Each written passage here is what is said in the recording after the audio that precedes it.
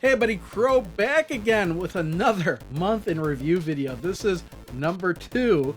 The first one I did for October actually wound up being pretty fun to do, and I did get some good comments on that.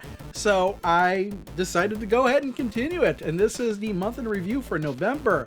And what I imagine this is going to turn out to be is more like a podcast video where you can kind of just listen to it if you wanted to, or if you actually do watch it, I will have some visuals up at certain times. Nothing fancy, just the kind of thing I could do pretty quickly. And what am I going to be talking about?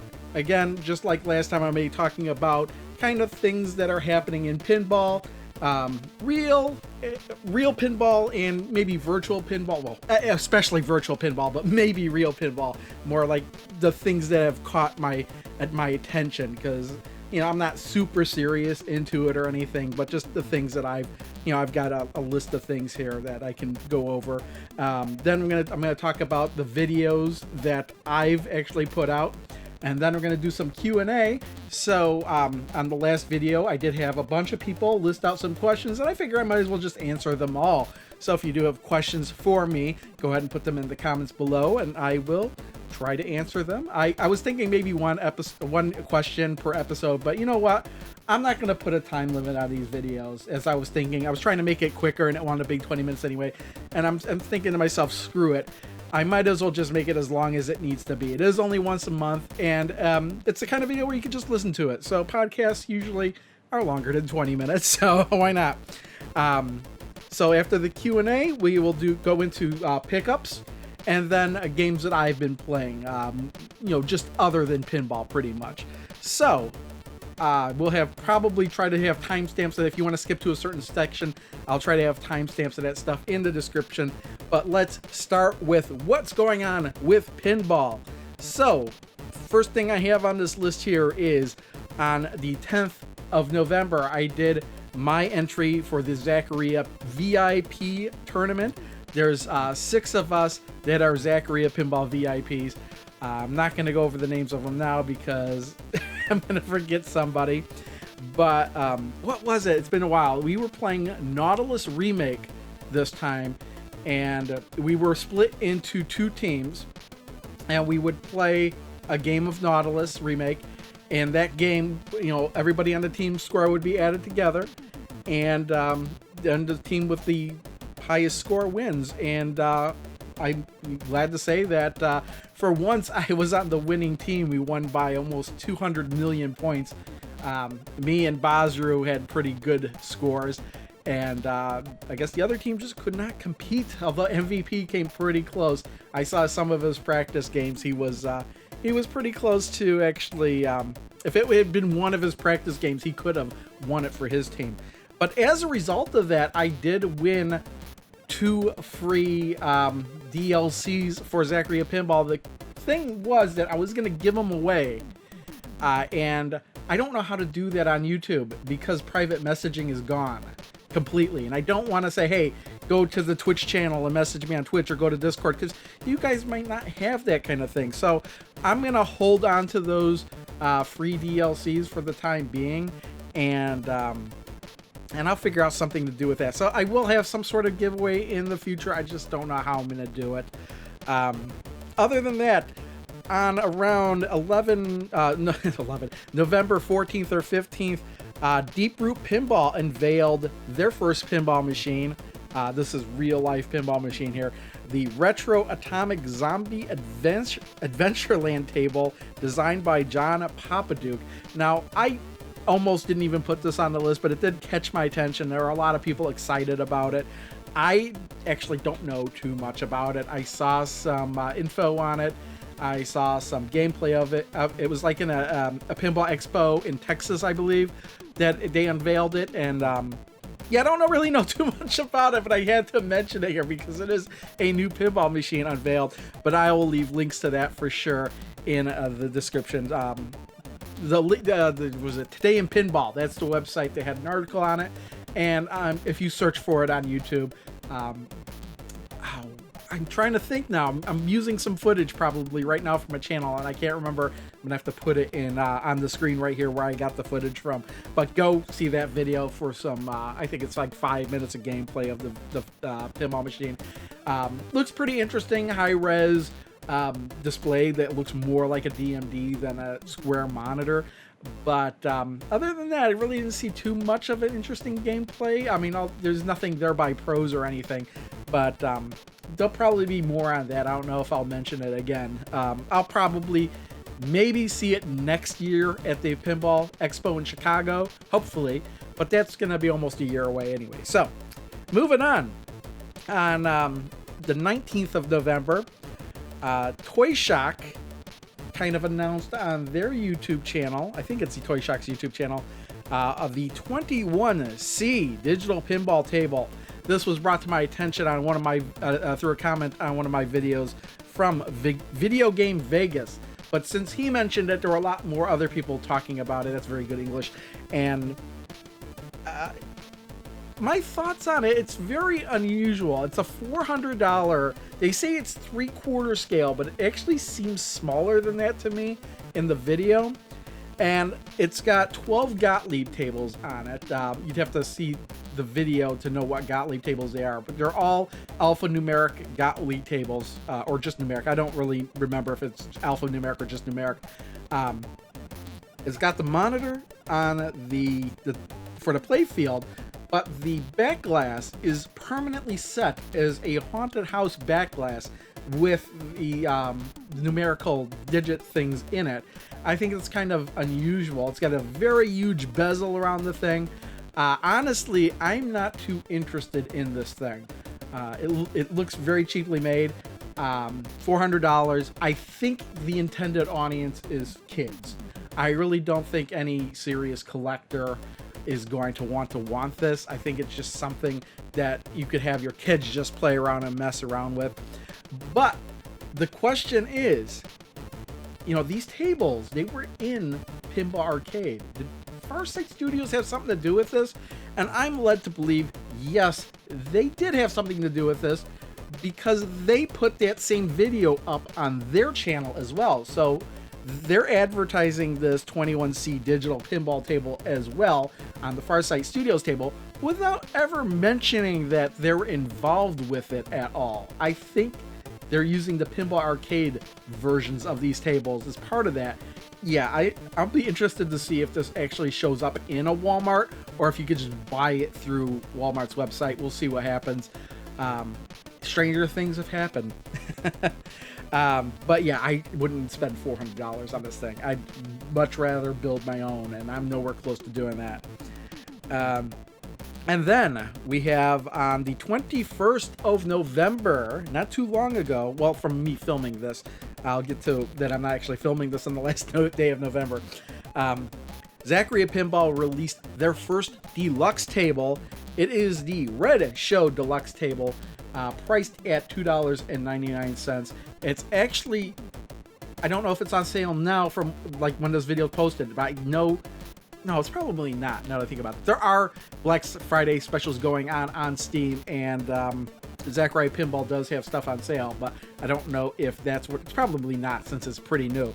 And I will not be doing a video focused solely on that because I'm done with the individual tables things, but I do want to mention it here because this table is, it really is an evolution from the stuff they have been doing. There's an interactive toy on the table in the form of the singer Jessica, where she reaches out her hand and she can grab the ball and put it onto another play field. There is an actual video display instead of a DMD on this thing, which is something I kind of was wanting Zen Studios to do with their original tables in Pinball FX3 for the longest time. I don't know why they kept sticking with the whole DMD thing, and the DMD is great. The table plays like it's very good. I gotta say, go get this table, at least try it out. Check out some footage of it. I did stream it, and that VOD will be up for some time, so go on my Twitch channel and watch that VOD. That is a fun table. It's probably my favorite, well, my favorite, more modern table in the game. For me, it beats all of the other remakes they've done. Now, if I wanted to go back and play something older, then I might have a different choice for that. But for a modern table, this just takes the cake. I really enjoy that table. I can't stress it enough. And that's it for stuff with Pinball. As for videos that I've put up this month, I've only put up 3, and I actually may have less up in December because I'm going to be on vacation for a week. But on the 5th of November, I put up a video called A Look at the Universal Monsters Pack. This was my video on Creature from the Black Lagoon and Monster Bash in Pinball FX3. It's getting some pretty good views in comparison to some of my other videos, so I would check that out if you haven't already. I'm really happy with the video. I don't want to put out a video I'm not completely happy with, unless it's this video, because I'm not going to be editing this one so much, but those videos I do put a lot of work into, so I'm really happy when they get more views than other videos. And those are 2 great tables as well. And on November 11th, I put out my Williams Pinball Censored Universal Monsters Pack, where I go over the uncensored and censored versions of the table in Steam, because in Steam you could turn on and off the censorship on the Williams Pinball tables, but you cannot do that on the consoles. So basically, I film those videos. I capture a video of myself playing it in both censored and uncensored. I go through the list and I kind of show what was changed, and that's the whole premise of that video. That video got as many views as the Look at Universal Monsters table pack, but more dislikes, because I think that more people dislike the fact that the tables are getting censored than the video. So I understand why they're doing it. I'm not doing it because I'm saying that they shouldn't do it. Even though I think that they don't really need to do it. And there's other ways around it. But the whole purpose of that video is like, hey, isn't this interesting that this is what they changed? And just something I need to mention the next time I do the video. But I think a lot of the reason like women's swimsuits have been altered and everything is because of the ESRB rating, where they could consider possibly a woman in a bikini or a one-piece or a swimsuit to be partial nudity. So they just want to eliminate that total possibility of there being partial nudity by eliminating it whatsoever. So if you want to get more of a reference to what I'm talking about, watch that video if you haven't done so already. And finally, the last video I put out this month, other than this one, was on the 19th of November. I put out a video, Zachary Pinball Story and Campaign Mode, which didn't get too many views, and I wasn't really expecting it to, because this is just me explaining story and campaign mode in Zaccaria Pinball. Yeah, it's exciting as that, but it's still a video I put a lot of effort into, and I really enjoyed it. I really, if I could convince you to watch it, if you're bored, just watch it. It's interesting, and it might get you more into Zaccaria Pinball, knowing that those modes are in that game. I'm going to do a quick cut, and we will move on to Q&A. Alright, I had a bunch of people ask me questions, and some people asked multiple questions, and I will just go through them now.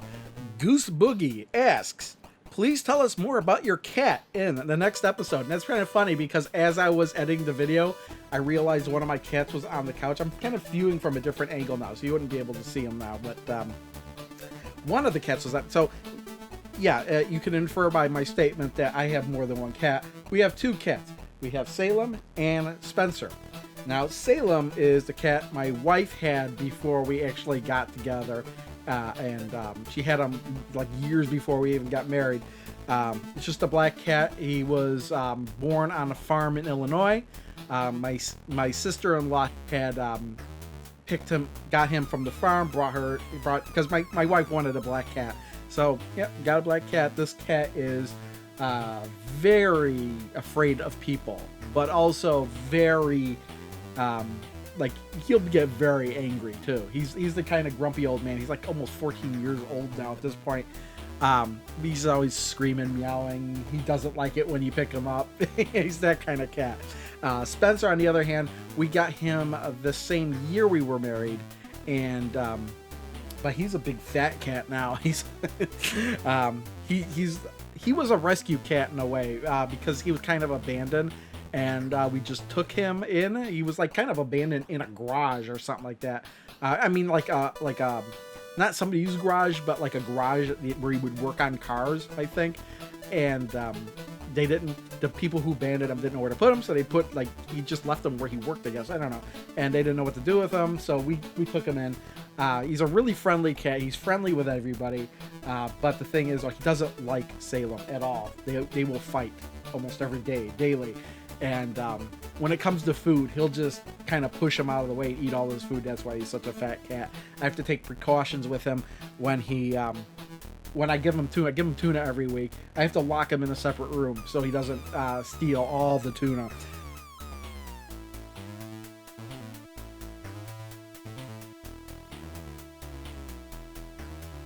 Enough of the cats. Let's move on to the next question from Gertana. I have a question. What do you think is happening with Farsight Studios and their Pinball Arcade or Stern Arcade video games on home consoles? Will we see any more new table packs from them, or are they done? Honestly, I think they're done. Didn't they release all the table packs? I don't know if all of the Williams tables actually made it to the consoles. I kind of abandoned the consoles after Season 4 because they were coming out much quicker on Steam. It's just easier to release this kind of content on Steam than it is the consoles. I think there's a lot more red tape to go through. But Farsight doesn't seem to be interested in doing anything pinball related now. I'd be shocked if they did any sort of update with Pinball Arcade. It's been over a year and there hasn't been a peep from them about anything pinball related since they did what was the last two tables they did? Big Buck Hunter and Wool Nelly. Once they released those two, it seemed like they were done. They were like, okay, we lost the Williams table, we don't care anymore, we're going home. That's what it seems like. It seems like they're done, like you said. Next 4 questions are from Anime Flex Tape. Do you think Zen made too many Williams/Bally tables? Well, I think you're in the minority if you're thinking that Zen has made too many of them, because they've barely gotten into the double digits now, and they haven't even come close to the number that Farsight had with Pinball Arcade. And there's a lot of people out there like wanting more and more and more. So no, I don't think that Zen made too many Williams tables. Do you support making real life tables that people have more of a chances paying for it, or make new tables with the risk of not making more profits? I think he's saying that making more tables in Pinball FX3, that like he wants, like, obviously I think that they're gonna make the tables that people are gonna want, because the more people that want them, the more people are gonna buy them, and the more money they make. I think that's the way to go. I don't know why they would make a table, they would spend all that time and resource on a table that nobody likes. So I don't think they're gonna not risk not making more profits. That's why they're asking, what tables do you want to see? Because the ones that get the most votes are gonna be the ones they make. What do you think Zen Studios will return? Wait, when do you think Zen Studios return doing more Star Wars or Marvel series? Maybe other series. I think he's referring to the custom table, not the custom, the original tables that they used to do before they had the Williams license. It's kind of funny because as soon as they started making those Williams tables, they completely stopped making those original tables. I think they're just, if those Williams tables are making them more money than the original tables, then they're just going to keep doing that. Again, Star Wars, they might do Star Wars because people are just, they want Star Wars.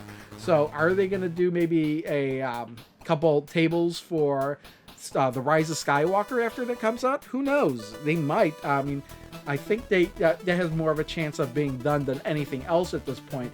But if the Marvel tables are making them a lot of money, then they're not going to deviate from that. But again, they did take a lot of time off to make that Star Wars pinball for Switch before the holidays. So I guess it really depends on how well that sells, if they decide to do more Star Wars tables or original tables or not. And that is something I do not know how well it's doing. All I can tell you is I bought my copy. How many members does Zen Studio has? Just a guess. Well, if I had to guess, it would be 50 to 100 employees. And the reason I guessed that is because I Googled it, and it said that in the little sidebar when I Googled it. So that's my guess. What is this lane? Jollytown Gameplays. What Transformer is that? It's too small to see. Now, in the last video, I had, to kind of cover up what was in the corner, I kind of stacked some box Transformers. I think that's what he's referring to. I don't know if he's referring to some other Transformers I have up here. I don't think they were on camera. I have Transformers all around here. And I mostly have the Titans. I have a couple Titans. I have Masterpieces. Those are the ones that I'm really into. And then I have these reissue ones.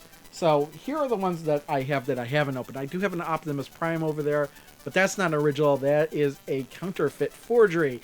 I do have a Devastator up there that you can't see because... And I don't want to touch it because every time I pick that thing up, it just falls apart. But I have the box over there. But I do have a... Oh, and then I've got a couple up there too. I've got like Bumblebee and... I don't know. I get the boxes. I don't know. But these are the boxes I actually do have that have not been opened yet, and I will open sometime. I do have Starscream here. Reason I had to get Starscream was because Starscream was the second Transformer I ever got when I was a kid. So the first one was Wheeljack, but Starscream was second. And I don't know why I haven't opened this up yet. I don't know, just nostalgia. I like it in the box. Then I have here Hot Rod. I probably didn't see this one. This was kind of buried.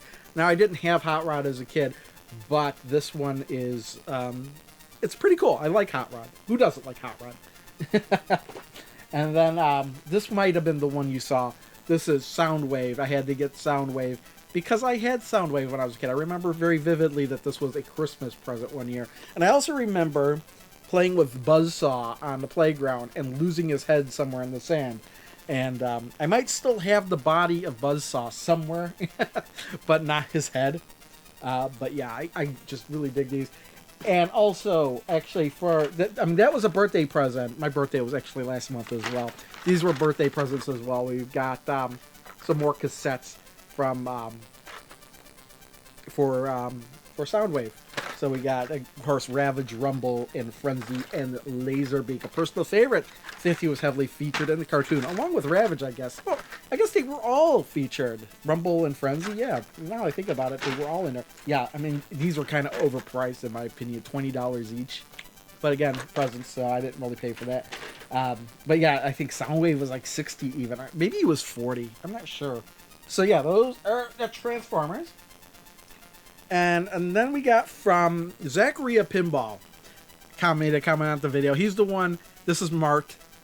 He's the one that actually suggested I do this type of video. And he likes to ask, hey, what's your favorite blank? Or what's your favorite, you should do a list of blank.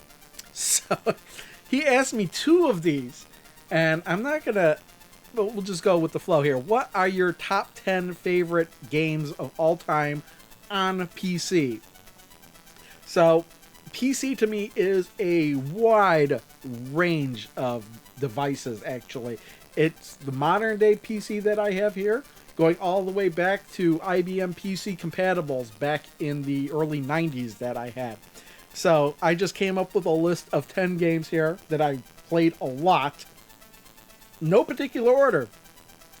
Roller Coaster Tycoon. I played that game a lot, and even when I got it on Steam, I put a ton of hours into it playing again. I just love the Roller Coaster Tycoon. Quake 2/3 I have on the list because I remember when I was in the military in the dorms, we used to network our computers together throughout the dorms, outside windows and stuff. And we used to play Quake 2 and 3 every weekend, and it was great. Those were the most fun times I've ever had playing multiplayer games like first-person shooters. Number 3, I have Ragnarok Online. It's the MMORPG. I probably put the most amount of time into it. I was playing it since it was in beta. Before things were broken all to hell, and I still enjoyed the game. And I put many hours into it in the mid-2000s. And then, of course, I have on the list Zachariah Pinball and Pinball FX3. I think those are kind of cheats because you all know that. And I have Need for Speed 3 Hot Pursuit. Again, this was going back to the late 90s where we had those computers networked together. I even bought a steering wheel for that game, and it was so awesome. Then I put on the same line here Carmageddon and Carmageddon 2. Again, I love those games single player, and I love them in multiplayer. We used to play them when I was in college. We used to play them in LAN parties and stuff. And then I put on here Pinball Fantasies. Actually, the first pirated game I ever played, my friend actually pirated it. And it was pretty funny. The reason he pirated it is because he thought it was a porn game straight up. And he was kind of disappointed when it was not, and he gave me a copy of it, and I wound up playing that a lot. Hey, don't worry, I have a legitimate copy of it now from Good Old Games. And then finally on this list, I put Raptor, Call of the Shadows. Shoot 'em up on the PC. I think everybody's had a PC in the 90s has played this game.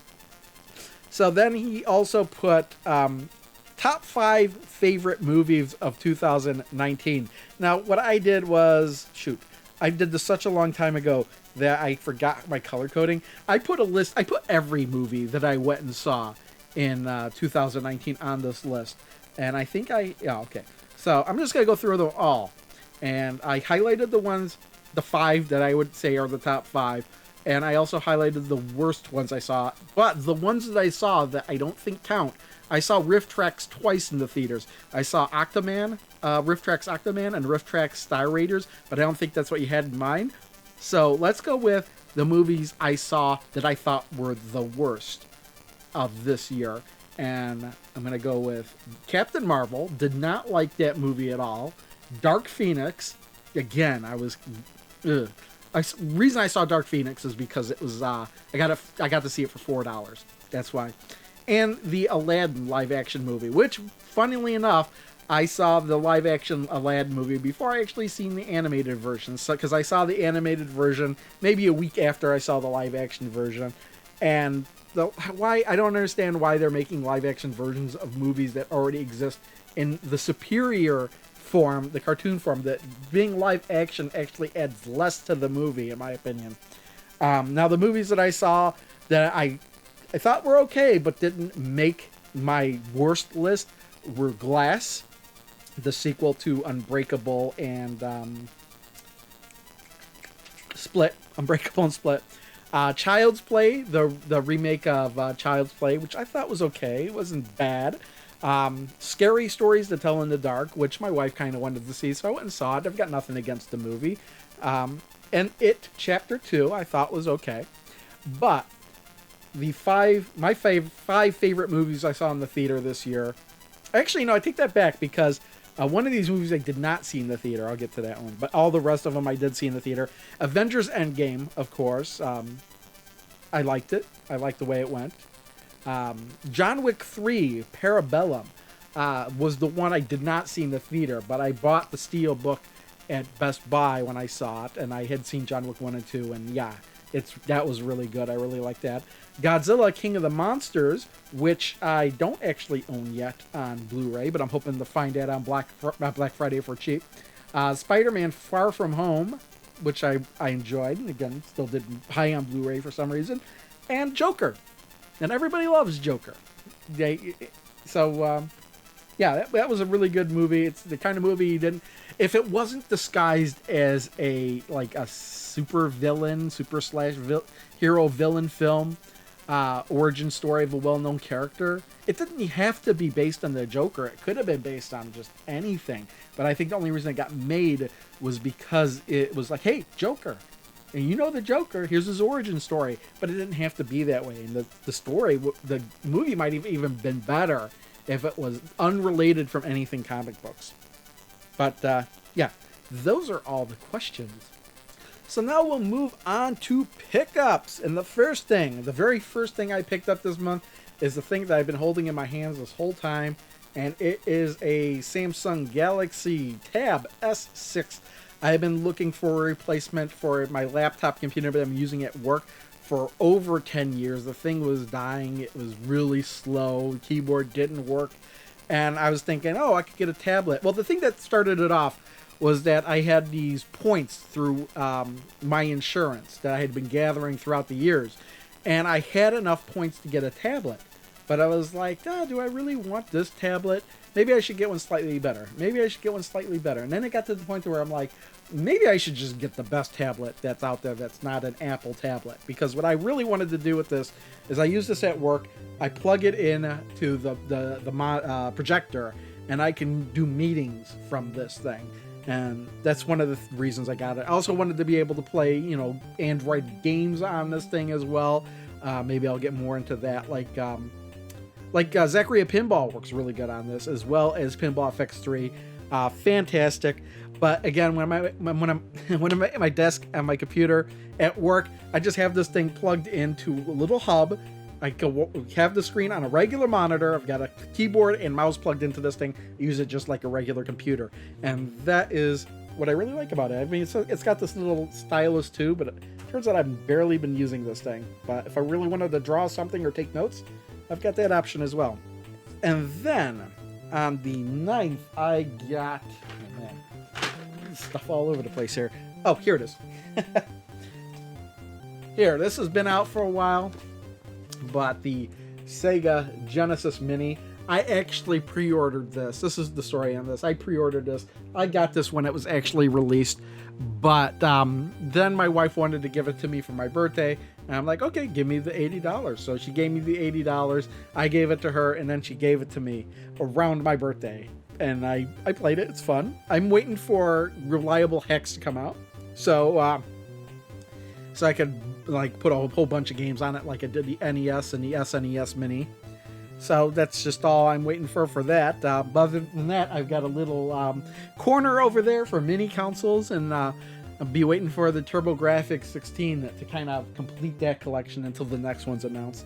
And then I got my copy of Shenmue 3. So this is the Kickstarter version, which I got in the mail like the day before it was released. I have not opened this yet because I'm playing other stuff at the moment.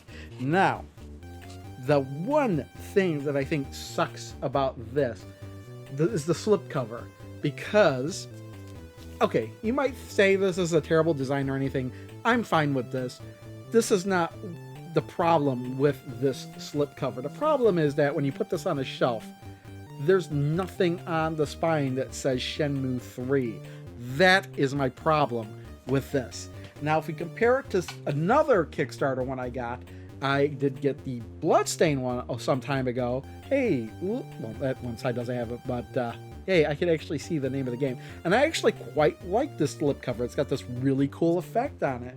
But the Shenmue one is kind of bland, as it were. Now, I've heard people say, hey, if you like Shenmue 1 and 2, this is exactly more of the same, and that's all I'm hoping for. But I'm not going to be playing this for a while, and I'll get to that later in the video. But what else we got here? Oh, Arcade USA, our YouTube channel, Arcade USA, put this on their channel. They had picked up this Teenage Mutant Ninja Turtle little electronic pinball machine, and I had to get it, and I almost made a whole separate video for this, but I decided there really wasn't much to talk about. I just show it off here right now. So what I'm going to do is I'm going to open this up and kind of show you what it looks like really quick. Oh, I did get this on Amazon for around $20, which is a little bit cheaper than I was expecting. He said, Willie from Arcade USA said he picked this up at a Cracker Barrel, and I don't think I've ever been inside a Cracker Barrel. So I know that when I hit the button, it's going to be put into a demo mode. So when you do hit the button, you can see that, I don't know if the focus is going to work out well, but it's got a backlit screen, and there's the play field. Oh man, there we go. And there's the back screen. They're using the back glass from the Data East Teenage Mutant Ninja Turtles table. Oh, okay, so I think I did turn it on, maybe? No, it's still in demo mode. How do I turn demo mode off? Okay, I think just by turning it on and off did the trick. Start game, yes. So yeah, we got, let's see if we can, woohoo! So, like, the quality of this thing is not great at all. It has a button push there. I'm going to try and play this through the viewfinder, which I didn't do, but yeah, you got the, so it's got 2 screens in it, which I found interesting. But what's also interesting is that Walmart is selling those other tiny arcade ones. But yeah, this thing plays like, even though it looks like an NES game, it plays more like a Tiger Electronics game, and I'm fine with that. Well, I'm all blurry. Yeah, it's an interesting little toy. It's done by the same people that are doing those other tiny keychain arcade machines. I got a Pac-Man and a Miss Pac-Man. I got them really cheap on clearance, but I just had to have the pinball one, and I knew exactly what I was in for. Check out Arcade USA's video because they really went in depth on this thing. I'm not going to do that here. They already did it. Oh, and then on the 24th of November, I was at the Let's Go Retro Gaming Expo in Orland Park. I found out about this because when I was at the Galloping Ghost Swap Meet, the last Galloping Ghost Swap Meet, there's a guy there that I know that I wind up buying a lot of stuff from, and he had a lot of Commodore 64 stuff, and I bought, this was back in September, so I didn't wind up in any of these videos. But he said, you know, I have more stuff at home you might be interested in. I'll send you some pictures. And he did. And he had something I was interested in. So I was like, okay, well, I can meet you somewhere. He's like, he sent me a flyer for this gaming expo in Orland Park, and I didn't know about it. It's like, I'll meet you there, and I'll pick it up there. So I went there, and it was just like, it's a little gaming expo thing, not huge. It's probably as big as the Video Game Summit. But I still had a good time there. I spent more than a few hours there. And the thing I picked up, I'm going to show in a picture, was the Commodore 1571 is a disk drive for, I think, either the Commodore 128 or the Commodore 64. And I just wanted it because I have a disk drive, but I didn't have that model. And he offered it. I offered him $40 for it because it was not tested. So I still don't know if it works or not because I haven't tested it myself. But I'm going to assume it works because it comes with the box. It has the manual. It's even in the styrofoam still. So, yep. So I got myself a Commodore 64 disk drive. But while I was around, I'd pick up a couple other things. I did get this copy of Pokemon Pinball for the Game Boy Color. $3 for this. It's missing the battery cover. There was another guy that was selling it, but it was complete in the box, and they wanted $40. And I'm like, I'm not going to pay $40 for that. But when I saw this, I was like, hey, $3? Okay, I'll buy that. Actually, the first thing I bought, other than like the disk drive, was this copy here, Atari 2600 game Zaxxon. I remember this was like the first video that Mark from Classic Game Room did after the first one he did on YouTube, when under Classic Game Room HD, back when it was called that. This was literally the first game he reviewed, I remember. I paid $5 for this. I found Sushi Striker for Nintendo Switch. I remember them kind of pumping this one up at one of the E3s or whatnot, and it was interesting, but I was going to pay full price for this. One of the vendors was selling this for $9, and I'm like, $9? Sure, I'll pick it up. And then finally, the last thing I picked up at the Gaming Expo was this copy here, Dead Rising, Frank's big package. And it was kind of funny because I was looking through the games there, and somebody had a copy of Dead Rising 4 for the Xbox One. And I'm thinking to myself, wow, Dead Rising 4 was an Xbox One exclusive, wasn't it? Maybe I should get it because I don't have that many Xbox One games. I think I have 10 Xbox One games. And I was like, and this was an exclusive. Maybe I'll buy it. I don't know. And they had it marked for $8. Let me look around a little bit more.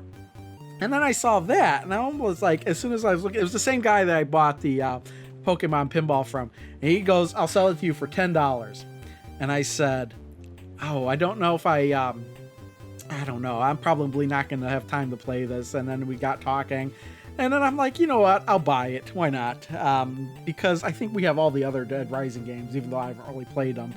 But maybe I'll play them one day. Who knows? And that's it for pickups. Now, here's the thing, is that I'm recording this before Black Friday. and Black Friday happens to be before the last day of the year.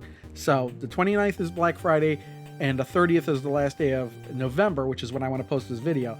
And I'm recording this 2 days before Thanksgiving. So what I'm going to do is I'm going to cut here, and I'm going to cut to some stuff, whatever I bought on Black Friday, because I probably will buy something, and I will be kind of embarrassed if I don't cut to anything. All right, it's the end of the day, Black Friday. I wound up going to a couple Walmarts, a couple Best Buys, and Target. I didn't get anything at Target, but here is what I did get from Walmart. Here is Trials Rising on the Switch. This was $15, and this is pretty much the only game I bought Black Friday. The rest of the stuff is all movies. I'm not going to go over the pricing or whatever, but everything was under $10. Missing Link, my wife wanted to see that. The Crimes of Grindelwald, I heard it was terrible, but I still hadn't seen it. Okay, I wanted to see it, so there's that. Lego Movie 2, the second part. I kind of liked the first one, so bought that.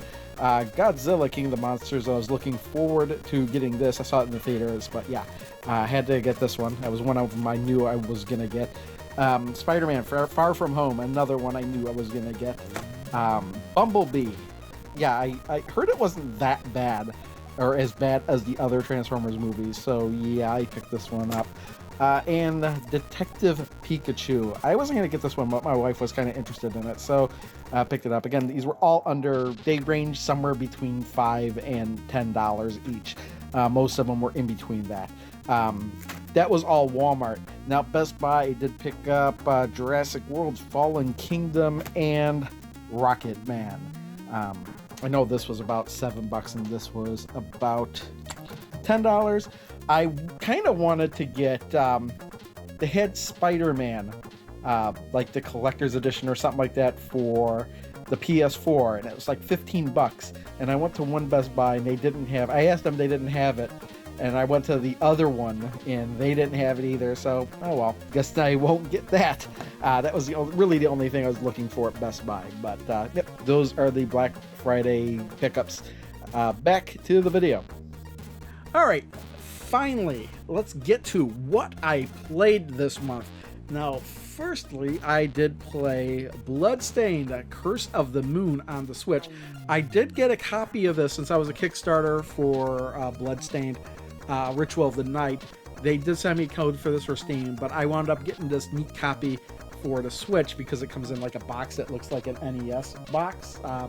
And what's nice, if you take the slip cover off, it even looks more like a Nintendo game because it doesn't have the Switch logo or anything on it. Nothing that indicates that this is on the Switch, which is why the slip cover is on it. But I played it. I played it on easy just so I could play through the game because I wanted to play. I wanted to start playing Bloodstained, and I thought it would be pretty cool to play the prologue first, just to see some of the characters before they were in the game or whatever. So yeah, I had a fun time playing it. I don't know if I'll play it again on a harder level. I might. But if I do play it, I just wanted to see the story, basically, and it only took me a couple hours to do that. So, yep, Bloodstained Curse of the Moon. Then I did play a bit of Wreckfest. I did stream it a couple times this month. That's a game I bought in early access a long time ago on Steam, and once I saw people putting out comments and videos for Wreckfest on the consoles, I was like, oh, I think the game's done now. And I started playing it, and that game is so much fun. I love Demolition Derby games.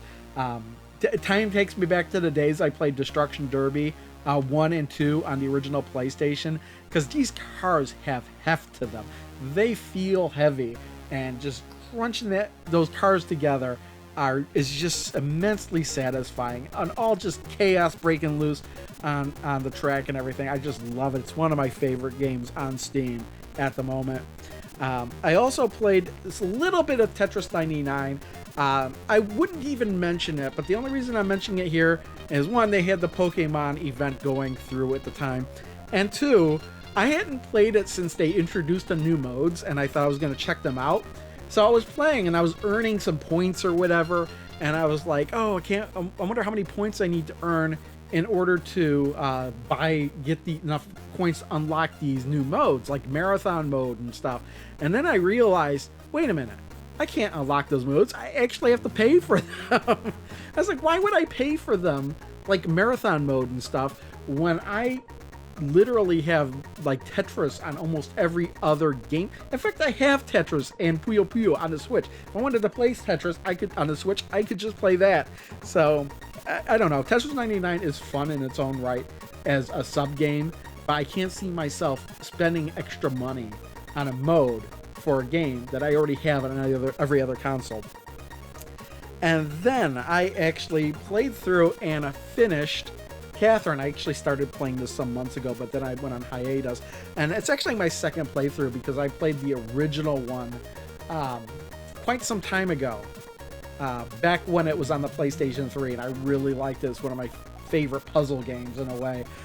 So I couldn't wait to play this with the new altered story with the extra character, which, by the way, the twist came out of nowhere, and it was a really hilarious. I really liked the twist of the extra character, but then the character kind of just disappears for the rest of the story, and it really doesn't affect anything else. Plus, there's extra game modes in here, and I'm really glad I got the Steelbook for this. I could go into the story about that, but this isn't the pickup. I could have, if I had been doing pickup videos when I picked this up, you could have heard a different story, but oh well, I guess I'm teasing you for something that's my own fault. But yeah, if you haven't played Catherine, I'd check it out. It took me a little bit of time to get used to playing it again, because it is kind of an abstract thought puzzle game with moving blocks and climbing a tower. And it's just a fun time. I really enjoyed it. And then finally, the game I'm currently playing right now, Bloodstained Ritual of the Night. Once I finished Catherine, I was like, this was the next game on my list.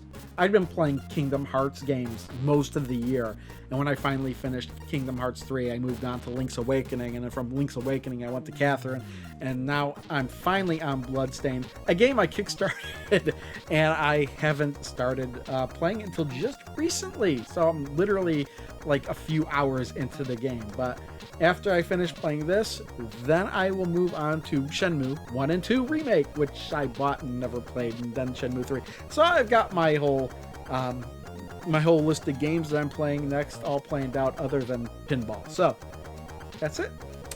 Bloodstained, fun game. Oh, I really like how in Bloodstained, how there's more like a selection of weapons to choose from, and they all act very differently, from kicking to swords to two-handed swords to whips, you know, whatever you feel like playing as, and there's probably an option for it. So I've been recording for a long time, for almost 50 minutes, and this will probably be longer once I get the pickups from Black Friday in here.